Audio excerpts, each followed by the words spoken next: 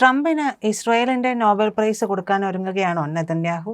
അതെ, എന്ന് വേണമെങ്കിൽ പറയാം. കാരണം ഇസ്രായേൽ പ്രൈസ് എന്ന് പറയുന്ന അവിടുത്തെ പരമോന്നത ബഹുമതി, ആ രാജ്യത്തിൻ്റെ പരമോന്നത ബഹുമതി എല്ലാ കീഴ്വഴക്കങ്ങളും മാറ്റിവെച്ച് അല്ലെങ്കിൽ അത് ലംഘിച്ചുകൊണ്ട് ഒരു വിദേശിക്ക് ആദ്യമായിട്ട് കൊടുക്കാൻ പോകുന്നു. അതും ഡൊണാൾഡ് ട്രംപിന് ഈ നോബൽ പ്രൈസ്, സമാധാനത്തിൻ്റെ നോബൽ പ്രൈസ് കിട്ടാത്തതിൻ്റെ നിരാശയിലിരിക്കുന്ന ട്രംപിനെ ഒന്ന് ആശ്വസിപ്പിക്കാനാണ് നെതന്യാഹുവിൻ്റെ നീക്കം. പോരാത്തതിന് ഒരുപാട് എന്താ പറയുക, നമ്മുടെ ഉപകാരസ്മരണ എന്ന് പറയില്ല, ആ ഉപകാരസ്മരണ ട്രംപിനോട് നെതന്യാഹുവിനുണ്ട്. അതാണ് ഇപ്പോൾ നെതന്യാഹു ചെയ്യാൻ പോകുന്നത്. എന്തുകൊണ്ട് എന്ന് ചോദിച്ചു കഴിഞ്ഞാൽ, ഈ പറയുന്ന ഗാസയുമായിട്ടുള്ള യുദ്ധം നടന്നുകൊണ്ടിരുന്നു. ആ യുദ്ധത്തിൽ, ആക്രമണത്തിലും എല്ലാം തന്നെ ഇസ്രായേലിനൊപ്പം അണുവിട ചലിക്കാതെ ട്രംപ് നിന്നു. ഇപ്പോൾ അതിൻ്റെ ഒരു അവസാന ഘട്ടത്തിലേക്ക് കൂടി കിടക്കുകയാണ്. അതായത് ഹമാസിൻ്റെ നിരായുധീകരണം. ഹമാസിനെ ആയുധം താഴെ വെച്ച് കീഴടങ്ങാനായിട്ട് പറഞ്ഞിട്ടുണ്ട്. അവർ കീഴടങ്ങില്ല, ആയുധം താഴെ വെക്കില്ല എന്നുമാണ് ഹമാസ് പറയുന്നത്. അപ്പോൾ അങ്ങനെ ഒരു സമ്മർദ്ദവും കൂടെ, അമേരിക്കയിൽ നിന്നുള്ള ഒരു സമ്മർദ്ദവും കൂടെ കൊടുത്തുകൊണ്ട് ആയുധം താഴെ ഒഴിപ്പിച്ച് ഹമാസിനെ കീഴടക്കുക എന്നുള്ള ഒരു ഉദ്ദേശവും, ഇൻ്റർനാഷണൽ സ്റ്റെബിലൈസേഷൻ ഫോഴ്സിനെ ഗാസയിൽ ഇറക്കി അവിടുത്തെ സ്ഥിതിഗതികൾ ഇസ്രായേലിൻ്റെ നിയന്ത്രണത്തിൽ കൊണ്ടുവരിക എന്നുള്ള ഒരു ഉദ്ദേശവും ട്രംപിനുണ്ട്. അപ്പോൾ ട്രംപ് ഇതിനു വേണ്ടിയിട്ട് ശ്രമിച്ചു കൊണ്ടിരിക്കുകയാണ്. അങ്ങനെ ശ്രമിക്കുമ്പോഴാണ് ഈ പറയുന്ന അവസാന ഘട്ടത്തിലേക്ക്, അതിൻ്റെ ഈ പറയുന്ന സമാധാന ഉടമ്പടി അതിൻ്റെ അവസാന ഘട്ടത്തിലേക്ക് നീങ്ങുമ്പോൾ ട്രംപിനെ ഒന്നുകൂടെ ഒന്ന് പുകഴ്ത്തി സംസാരിക്കുകയും ചെയ്തു. ഫ്ലോറിഡയിൽ വെച്ച് കഴിഞ്ഞ ദിവസം നടന്ന, ഏതാണ്ട് മണിക്കൂറുകൾ മുമ്പ്, കാരണം അവിടുത്തെ പകലാണല്ലോ ഇപ്പോൾ കഴിഞ്ഞത്. അപ്പോൾ ആ സമയത്ത് അവിടെ നടന്ന വലിയ ചർച്ചകളുടെ ഭാഗമായിട്ട്, കൂടിക്കാഴ്ചകളുടെ ഭാഗമായിട്ടാണ് യുദ്ധകാലത്തെ പ്രധാനമന്ത്രി എന്നാണ് ബെഞ്ചമിൻ നെതന്യാഹുവിനെ ട്രംപ് വിശേഷിപ്പിച്ചത്. നെതന്യാഹു ആണ് ഇസ്രായേലിനെ രക്ഷിച്ചത്. നെതന്യാഹു ഇല്ലായിരുന്നുവെങ്കിൽ ഇസ്രായേൽ ഒരു പക്ഷേ ബാക്കി ഉണ്ടാവില്ലായിരുന്നു, നെതന്യാഹു ഇല്ലായിരുന്നുവെങ്കിൽ എന്നാണ് ട്രംപ് പറഞ്ഞത്. ശരിയുമാണ്, ഏറെക്കുറെ നമുക്കറിയാമല്ലോ അവിടുത്തെ യുദ്ധ സാഹചര്യങ്ങളും അവിടെ ഉണ്ടായ ആക്രമണങ്ങളുമൊക്കെ. ഇസ്രായേൽ കൃത്യമായൊരു നിലപാടെടുത്തത് കൊണ്ടാണ് അവരിപ്പോഴും ബാക്കിയുള്ളത്, അതൊക്കെ ശരിയാണ്. പക്ഷേ അവിടെ ഉണ്ടായ വലിയ പ്രശ്നങ്ങൾ അന്താരാഷ്ട്ര തലത്തിലൊക്കെ തന്നെ ഇസ്രായേലിന് എതിരായിട്ടുള്ള വികാരം ഉണ്ടാക്കിയിട്ടുണ്ട് എന്നുള്ളതാണ്. ഫ്രാൻസ് ആയാലും ശരി തന്നെ, UK ആയാലും ശരി തന്നെ, പല രാജ്യങ്ങളും ഇസ്രായേലിനെതിരെ നിലപാടെടുക്കുകയും ചെയ്യും, ജർമ്മനി അടക്കം. അപ്പോൾ ഇത്തരത്തിലാണ് ഇത്. പോളണ്ട് മാത്രമാണ് അല്ലാത്ത ഒരു തീരുമാനമെടുത്തത്. പോളണ്ട് ഈ പറയുന്ന കുടിയേറ്റക്കാരെ അങ്ങോട്ടേക്ക് കയറ്റാത്ത ഒരു രാജ്യമാണ് പോളണ്ട്. മറ്റ് രാജ്യങ്ങൾ, ജർമ്മനി അടക്കമുള്ളവരാണ് കുടിയേറ്റക്കാരെ സ്വീകരിച്ചത്. പക്ഷേ ഇവർ അത് ചെയ്തില്ലായിരുന്നു. അതുകൊണ്ടാണ് പോളണ്ടിൽ പ്രശ്നമില്ലാത്തതെന്ന് പോളണ്ടിൻ്റെ ഭരണാധികാരികൾ പറയുന്നുമുണ്ട്. എന്തായാലും ബെഞ്ചമിൻ നെതന്യാഹുവിനെതിരായിട്ടും ഇസ്രായേലിനെതിരായിട്ട് യൂറോപ്പിൽ നിന്ന് പോലും ഒരു വലിയ ആക്ഷേപങ്ങൾ ഉണ്ടായ സമയത്തും ട്രംപ് നെതന്യാഹുവിനെ സംരക്ഷിച്ച് പിടിക്കുകയായിരുന്നു എന്നുള്ളതാണ് ഏറെ പ്രധാനപ്പെട്ട കാര്യം. ആ മേഖലയിൽ ഇപ്പോൾ ഇൻ്റർനാഷണൽ സ്റ്റെബിലൈസേഷൻ ഫോഴ്സ് കൂടെ വന്നു കഴിഞ്ഞാൽ ഏതാണ്ട് ട്രംപിൻ്റെ പ്രവർത്തനം ലക്ഷ്യം കണ്ടു എന്ന് പറയാം.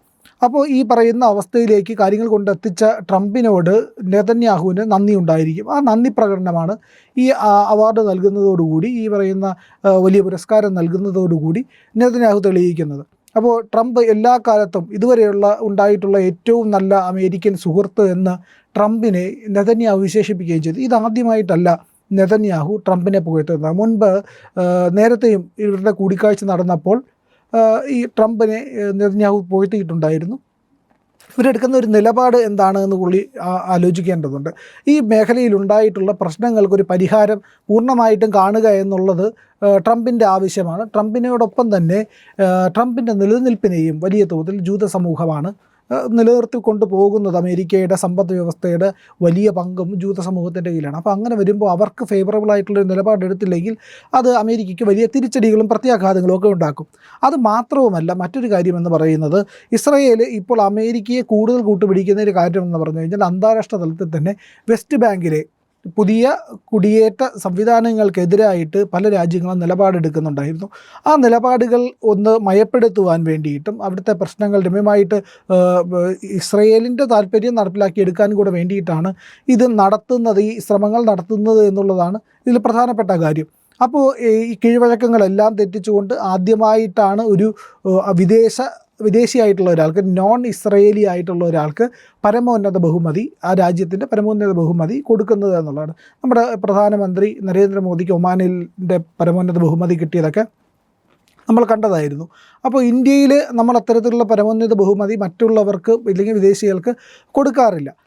അഥവാ കൊടുത്തിട്ടുണ്ടെങ്കിൽ തന്നെ അത് നമ്മുടെ ഭാരതരത്നയെ കൊടുത്തിട്ടുള്ളത് നെൽസൺ മണ്ടേലയെ പോലുള്ളവർക്കാണ്. പിന്നെ മദർ തെരേസ പിന്നെ ഇന്ത്യയിലായിരുന്നു എന്നുള്ളതാണ്. അപ്പം അങ്ങനെയുള്ള അപൂർവമായിട്ടുള്ള രീതിയിൽ ഇന്ത്യ ഇത്തരം പരമോന്നത ബഹുമതികൾ കൊടുക്കാറുണ്ട്. പക്ഷേ ഇവിടെ ഇസ്രയേൽ അങ്ങനെ ചെയ്യുന്നതെന്ന് പറഞ്ഞു കഴിഞ്ഞാൽ ഇസ്രയേലിൻ്റെ എല്ലാ കാലത്തെയും വലിയ തലവേദനയായിരുന്നു ഗാസ എന്നുള്ളത്. ആ ഗാസയും ഹമാസിൻ്റെയും പ്രശ്നം പരിഹരിച്ചിട്ടുണ്ട്. ഇപ്പോൾ ഹിസ്ബുള്ള ആയാലും ശരി തന്നെ, ഹൂത്തികളായാലും ശരി തന്നെ, ഇസ്രയേലിന് നേരിടാൻ കഴിയുന്ന ഇല്ലെങ്കിൽ പരമാവധി പുറത്തു നിന്നുള്ള ആക്രമണങ്ങൾ മാത്രമേ ഉണ്ടാവാറുള്ളൂ എന്നുള്ളതാണ്. പക്ഷേ ഗാസയുടെ കാര്യത്തിൽ അതല്ലായിരുന്നു. ഒരു രാജ്യം അതിൻ്റെ ഒരു കോണിലുള്ള ഒരു പ്രദേശത്ത് നിന്ന് വലിയ തോതിലുള്ള ആക്രമണം ഉണ്ടാവുകയും ചെറുത്തുനിൽപ്പുണ്ടാവുകയും യുദ്ധം ഉണ്ടാവുകയും ചെയ്യുന്നത് എല്ലാ കാലത്തും ഈ പറയുന്ന ഇസ്രയേലിന് ഒരു ഭീഷണിയായിരുന്നു. അപ്പോൾ ഹമാസ് ഇല്ലാതാവുക എന്നുള്ളത് ഈ ഇസ്രയേലിൻ്റെ വലിയ ആവശ്യമാണ്. അതിൻ്റെ ഘട്ടത്തിലേക്ക് പോകുകയും ഈ പറയുന്ന യുദ്ധം പൂർണ്ണമായിട്ടും ഇങ്ങനെ ഈ പലവട്ടം നമ്മൾ കണ്ടതാണ്. ഗാസയും ഇസ്രയേലും തമ്മിലുള്ള പ്രശ്നം അതിരൂക്ഷമായ യുദ്ധം നടക്കുമ്പോൾ അവിടെ ഇസ്രയേലിൻ്റെ താല്പര്യം എന്ന് പറയുന്നത് ഇതിനെ എല്ലാം തീർത്ത് ഇപ്പോൾ ഗാസ സിറ്റി എങ്ങനെയാണോ ക്ലീനാക്കി അവരെടുത്തിരിക്കുന്നത് ആ രീതിയിലേക്ക് കൊണ്ടുപോവുക എന്നുള്ളതാണ്. അതുവരെയും കൊണ്ടുപോകാൻ സഹായിച്ചത് അമേരിക്കയാണ്.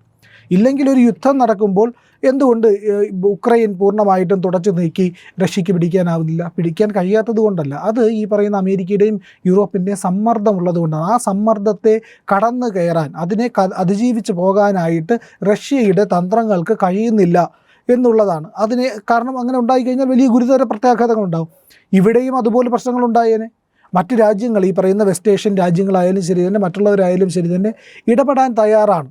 പക്ഷേ അവിടെ ചെറുത്ത് നിൽക്കുന്നത് അമേരിക്കയാണ്. അപ്പോൾ അമേരിക്കയുടെ പവറിനെ, ശക്തിയെ ഒക്കെ ഭയന്നുകൊണ്ട് തന്നെയാണ് പല രാജ്യങ്ങളും ഈ ഗാസ പ്രശ്നത്തിനകത്ത് ആ യുദ്ധം ഉടനടി നിർത്തിവെക്കണമെന്നുള്ള നിലപാടെടുക്കാത്തത്. അങ്ങനെ നിലപാടെടുത്തിരുന്നുവെങ്കിൽ ഈ പറയുന്ന ലക്ഷ്യം കൈവരിക്കാനായിട്ട് ഇസ്രായേലിന് കഴിയില്ല. ഇസ്രായേൽ പറഞ്ഞിരുന്ന കംപ്ലീറ്റ് ദ ജോബ് എന്നാണ്. ആ ജോലി പൂർത്തീകരിക്കുക എന്നുള്ളതാണ്. അതായത് കംപ്ലീറ്റ് ആയിട്ട് പറയുന്ന അവിടുത്തെ മുഴുവൻ ഹമാസിനെ ഉന്മൂലനം ചെയ്ത് അവിടെയുള്ള പ്രദേശങ്ങൾ പിടിച്ചിറക്കി ആ പ്രദേശത്ത് വലിയ സെറ്റിൽമെൻറ്റുകൾ കൊണ്ടുവന്നു. അത് സംശയമില്ല. നമുക്ക് ഇപ്പോൾ പറയുന്നുണ്ട് ഇൻ്റർനാഷണൽ സ്റ്റെബിലൈസേഷൻ ഫോഴ്സ് വരും, അവിടെ സമാധാനമായിരിക്കും, അവിടെ ഒരു അഡ്മിനിസ്ട്രേഷൻ ഉണ്ടാവും എന്നൊക്കെ പറയുന്നെങ്കിലും അതൊക്കെ പേരിന് മാത്രമായിരിക്കും, ഇസ്രായേലിൻ്റെ നിയന്ത്രണത്തിലായിരിക്കും.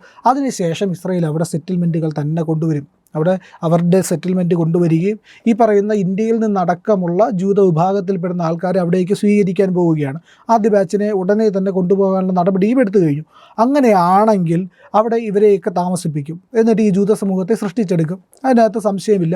അധികം വൈകാതെ തന്നെ നടക്കുകയും ചെയ്യും. അങ്ങനെയാണെങ്കിൽ ഈ പ്രദേശമാകെ ഇവരുടെ നിയന്ത്രണത്തിലേക്ക് വരും.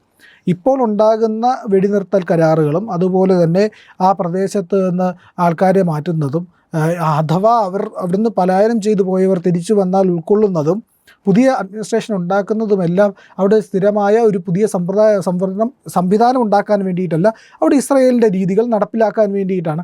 അത് വൈകാതെ നടത്തുകയും ചെയ്യും. അത് ആകപ്പാടെ വിഘാതമായിട്ട് ഇപ്പോൾ നിൽക്കുന്ന കുറച്ച് രാജ്യങ്ങളേ ഉള്ളൂ. തുർക്കി ചെറുതായിട്ടൊക്കെ സംസാരിക്കുന്നുണ്ട്, അവർ പ്രതിഷേധം അറിയിക്കുന്നുണ്ട്, വേണ്ട എന്ന് പറയുന്നുണ്ട്, ഈ ഇസ്രായേലിൻ്റെ നടപടികൾക്കെതിരെ ശബ്ദിക്കാറുണ്ട്. ഏറ്റവും മാരകമായിട്ടുള്ള രീതിയിൽ ഇസ്രായേലിന് ആ കാര്യത്തിൽ ശത്രുവായിട്ട് നിൽക്കുന്നത് ഇറാനാണ്.